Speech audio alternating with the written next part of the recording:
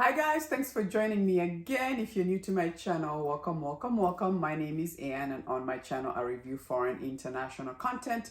Today I'm back to review this Soonworthy. It's just got us all in our feels. Oh my goodness.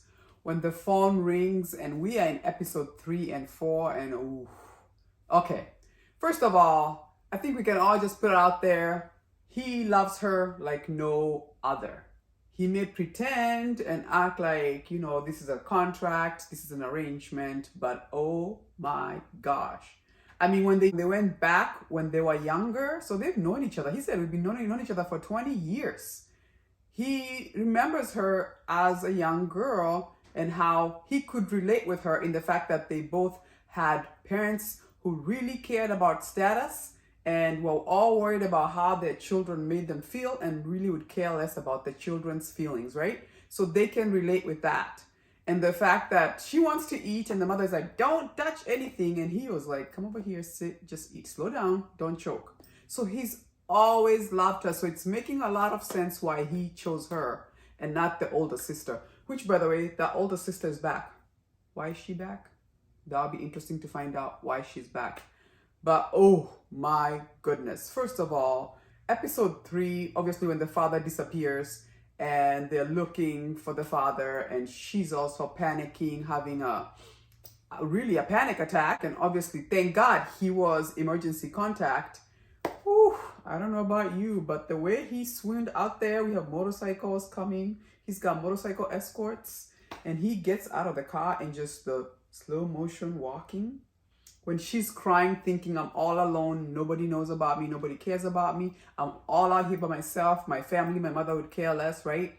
And then the way he walked and told the policeman, she's family. I know her. She's my wife. Ooh, mercy. Ooh, that was hot. That was hot. Okay, that was hot. And then we come to episode 4. Oh my gosh. His heart skipped when she was translating everything he is saying. I mean, she could anticipate what he's gonna say. She studied him so much, even he was like, it took his breath away. Like, oh, the one point where he was complaining about, oh, so you know your college friend so much, what about me? And I thought, what is he complaining about? Like, you don't care about her. But now that we know that they've known each other this long, that's why he's being jealous.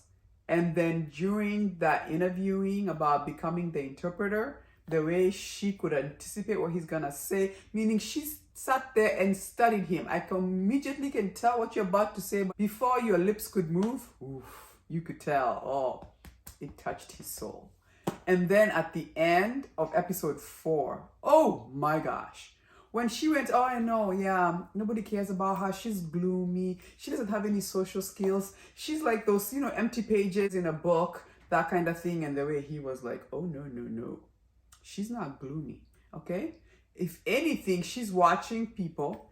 And it's not because she doesn't know how to interact with people socially. It's because people have always been mean and rude. All they care is about themselves, right? And the reason why she deals with it is not because of money, it's because of her mother. She loves her mother. Ooh. The way she's listening to that, and then she's like, but why do you treat her so badly? And then obviously we saw the ending there where he's got the phone, she's got the phone, and he's like, and she was like, oh my God, he just figured out it's me. But what we ended up finding out in the epilogue, he found out she can speak. Now I'm like, what?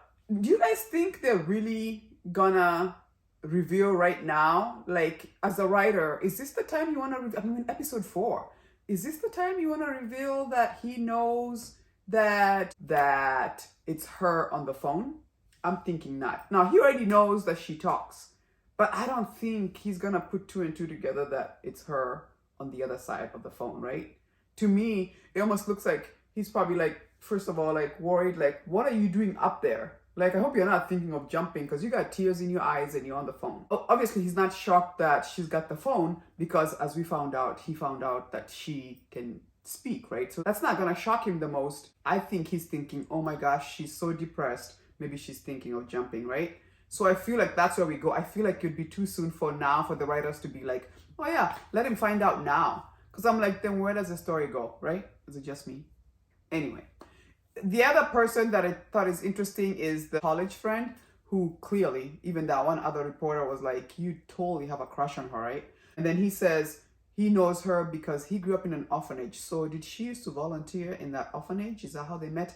And then we had that flashback of him telling the story about how he lived in an orphanage. He went to this house. It looked like there were rich people. Something creepy happened is what we're getting because he befriends that boy who used to live there, which I'm starting to wonder, is that Park Si-young? So it'll be interesting to find out.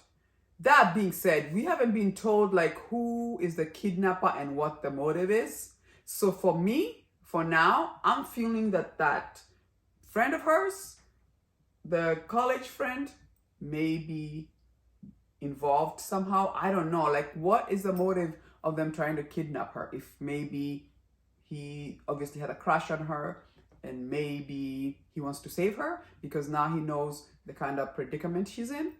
I don't know. I'm just thinking he's probably involved somehow. You know how they say it's the people who are close to you, you know what I'm saying, that cause issues. So the whole bomb with the pizza and all that stuff, who is doing that stuff and why, right? Or is it that evil father of his, which I was very surprised how he does not get along with his parents at all, especially that dad, because he knows he's being used just for him to be elected, you know, whatever, because the elections are coming up for president or whatever the dad wants. So it'll be interesting, but oof, I don't know about you, but oof, it's getting hot. I cannot wait to get that point where they finally have confessions, where he finally confesses, like, you have no idea, girl.